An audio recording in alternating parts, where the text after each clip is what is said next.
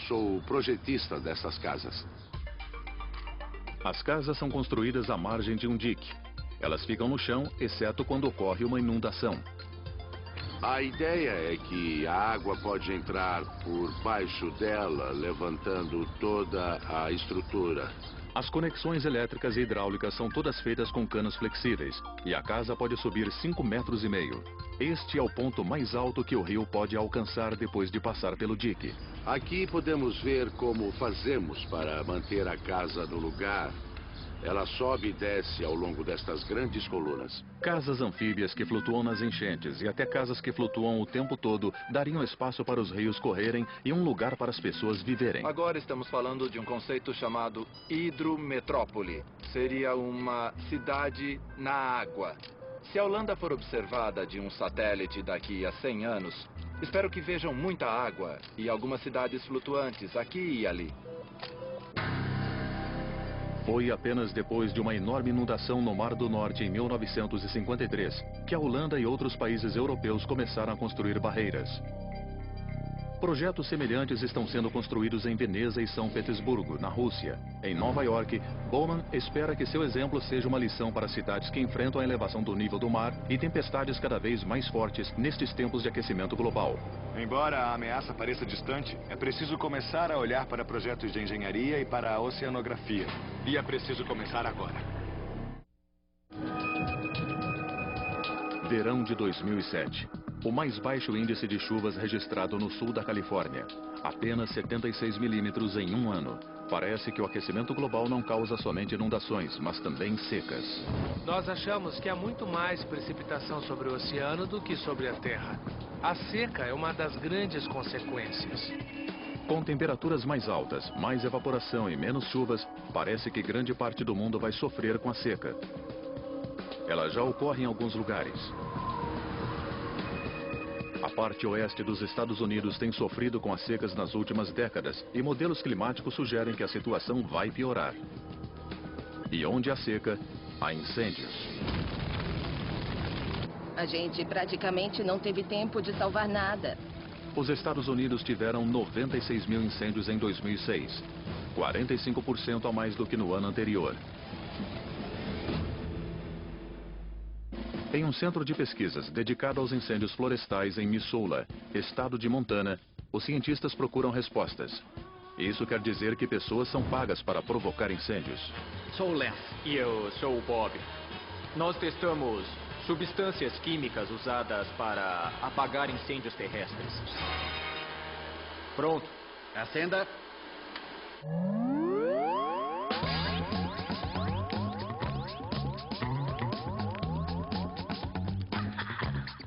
Neste teste, metade de um leito inflamável foi tratada com um retardante de fogo. Ele é feito com um sal fertilizante que reage com a celulose, baixando a temperatura e a intensidade do fogo. Aproximando o retardante. O retardante reduziu a altura da chama de 90 centímetros para cerca de 30 centímetros. Você reduz a taxa de dispersão e a intensidade do fogo. Então, as equipes de terra vão lá e tentam controlar as chamas antes que elas se espalhem e virem um grande incêndio. Incêndios são o efeito mais espetacular das secas, mas existem outros problemas no horizonte. Benjamin Franklin disse, a gente não sabe o valor da água até o poço ficar seco. O engenheiro Robert Renner dirige uma fundação que pesquisa formas de fornecer água potável, limpa e barata. As projeções populacionais mostram que 40% da população americana vai viver nos estados da Califórnia, Texas e Flórida. E todos eles são estados relativamente pobres em água. Mesmo em meio à seca ou no meio de um deserto, há água disponível. Mas a maior parte dela é água subterrânea, salobra e não potável. Uma nova tecnologia pode mudar tudo isso. Estamos transformando água subterrânea salobra em água potável. Para fazer isso, usamos o processo de osmose reversa. Meu nome é Eddie Archuleta, sou gerente-geral do Serviço de Água de El Paso e esta é a maior usina continental de dessalinização do mundo. Esta usina de 87 milhões de dólares foi inaugurada em agosto de 2007. Funcionando com sua capacidade total, fornecerá 104 milhões de litros de água por dia para a população de El Paso e para os militares do Fort Bliss. Existe muita água para ser usada. Não podemos ver, mas há mais de 38 trilhões de litros de água subterrânea disponíveis neste deserto.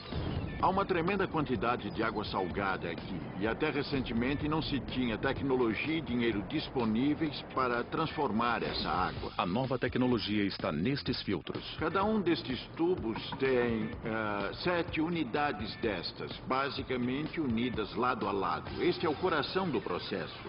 A água é bombeada através destes cartuchos, feitos com uma membrana especial enrolada em espirais bem apertadas.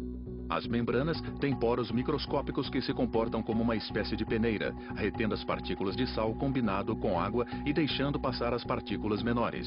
A chave desta tecnologia está na energia necessária para bombear a água através das membranas. Com membranas aperfeiçoadas, a energia necessária é menor. Hoje, a osmose reversa exige metade da eletricidade que demandava 10 anos atrás. E isto faz com que o custo da usina de dessalinização valha a pena para El Paso.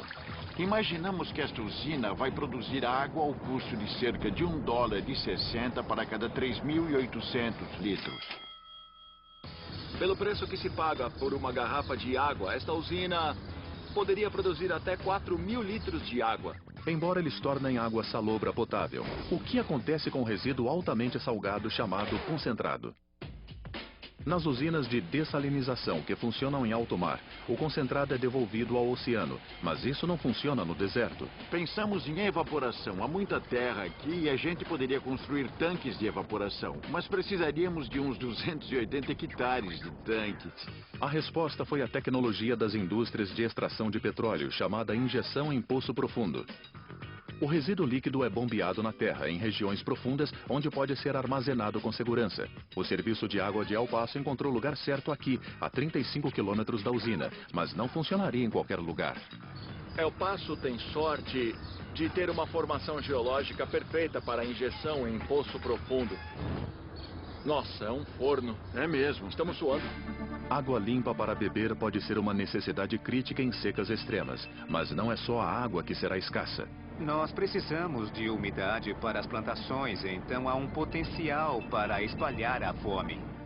O que vamos comer quando as secas esgotarem nossas terras? Este milho gosta de clima quente e seco.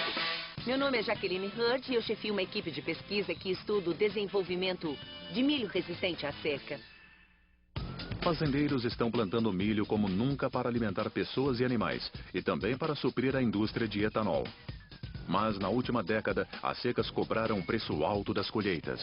Este é o início da colheita mais desastroso que nós já tivemos. Em condições de seca, as plantas tipicamente se fecham. O metabolismo delas fica lento e elas não são capazes de captar a energia do sol eficientemente. A equipe de Jacqueline Hurd, na Monsanto, quer produzir um tipo de milho que cresça nestas condições.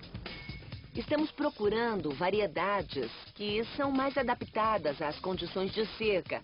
E então suplementamos essas variedades com um gene, um único gene que pode favorecer o desempenho da planta. Este gene altera a planta e a capacita a fazer fotossíntese usando menos água. É a ciência em escala reduzida. Usamos um processo que emprega uma bactéria inofensiva, a agrobactéria. É um processo bastante natural em que o micróbio insere os genes junto a outros 60 mil genes que